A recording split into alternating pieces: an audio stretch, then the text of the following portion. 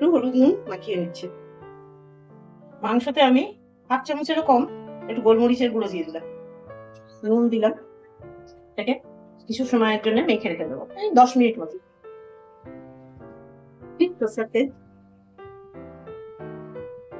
তেল গরম হয়ে গেছে, এবার আমি আলুগুলো ভেজে নেব। আলু ভাজা হয়ে গেছে, তুলে নিচ্ছি। এই তেলে চিকেন গুলো আমি ভেজে নেব। চিকেন গুলো ভাজা হয়ে গেছে, এবার ফোড়নে দিচ্ছি আমি এখানে দারচিনি, এলাচ, 2-3টা লবঙ্গ আর গোলমরিচ কয়েকটা, তো তেজপাতা, পেঁয়াজ কুচানো, চিনি, যাতে পেঁয়াজটা লাল লাল করে সুন্দরভাবে ভাজা হয়। তার সময় আমি একটু নুন অ্যাড করছি। নুনটা অ্যাড করলাম যাতে পেঁয়াজটা নরমও হয়ে যায়, এবং যখন মাংসটা রান্না হবে পুরো কমপ্লিট হয়ে যাবে, এর মধ্যে কিন্তু আর আলাদা ভাবে পেঁয়াজ বোঝা যাবে না, পেঁয়াজটা পুরো সম্পূর্ণভাবে গলে যাবে। পরে তো মশলার সাথে নুন পড়বেই, কিন্তু ভাজার সময় নুনটা যদি দেওয়া যায় তাহলে সফট হয়ে যায় চিকেন। এবার এতে আমি 2 চামচ মতন আদা রসুন পেস্ট অ্যাড করছি। এই সময় কিন্তু গ্যাসের ফ্লেমটাকে আমি লো করে দিয়েছি, নাহলে কিন্তু এই আদাটা বেশি ভাজা হলে কেঁচো হয়ে যাবে। অ্যাড করছি ধনে গুঁড়ো। আমার এখানে চামচটা খুবই ছোট, 4 চামচ হিসাবে এটা আমি 4 চামচ ধনে গুঁড়ো দিই।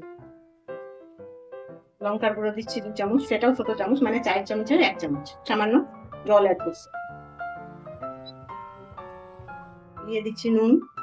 কিন্তু মাংস ম্যারিনেট করার সময় সেখানে, মানে ভাজার আগে যে আমি ম্যারিনেটটা করেছিলাম সেখানেও কিন্তু নুন দিয়েছিলাম, নুন আর গোলমরিচ দিয়ে মাংস ম্যারিনেট করা ছিল।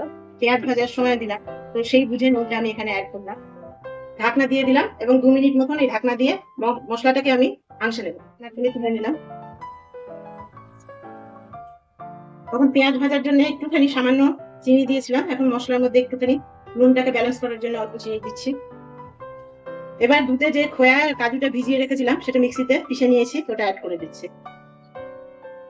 এই সময়ও কিন্তু আমি গ্যাসের ফ্লেমটাকে কমিয়ে রেখেছি। কাজু দেওয়ার পরে কিন্তু এটাকে ছেড়ে দিলে হবে না, মাঝে মধ্যেই নাড়তে হবে, নাহলে কাজুটা কড়াইয়ের মধ্যে লেগে ধরবে। এখন গ্যাসের ফ্লেমটা আমি মিডিয়াম করে দিয়েছি। এবার এতে আমি চিকেনের টুকরো আর যে আলু ভেজে রেখেছিলাম সেটা আমি অ্যাড করে দেবো। আমি এখানে আলুর ইউজ করেছি, তোমরা ইচ্ছা করলে রান্নাটাতে আলু নাও দিতে পারো। কাজু পেস্টটা যে করা হয়েছিল সেই পাত্রটার মধ্যে একটু গরম জল দিয়ে দিয়েছি, দিয়ে এই জলটা আমি অ্যাড করে দেবো। আর এতে আমি জল অ্যাড করছি না। এবার ঢাকা দিয়ে আমি এটা হাই ফ্লেমে ফুটিয়ে নেব 3 মিনিটের জন্য। তবে মাঝখানে একবার কিন্তু ঢাকনা তুলে আমি একটু নেড়ে দেবো, যেহেতু কাজু আর খোয়া দেওয়া আছে, নিচে লেগে যাওয়ার সম্ভাবনা থাকতে পারে। 2 মিনিট হয়ে যাওয়ার পরে আমি আবার একটুখানি নাড়িয়ে দিয়েছিলাম, তারপরে আবার ঢাকা দিয়ে 2 মিনিট মতন একটু ফুটিয়ে নিলাম। মাংসও সেদ্ধ হয়ে গেছে আমার। মাংস তো এমনিতেই ভাজা ছিল, তাও সেখানেই আমার অর্ধেকের বেশি সেদ্ধ হয়ে গেছিল। আর এখন মাংস পুরোপুরি ভাবে সেদ্ধ হয়ে গেছে। গ্যাসের ফ্লেমটা অফ করে দিচ্ছি, অ্যাড করছি 1 চামচ ঘি। তারপরে 2 মিনিটের জন্য স্ট্যান্ডিং টাইমে ঢাকা দিয়ে রেখে দেবো।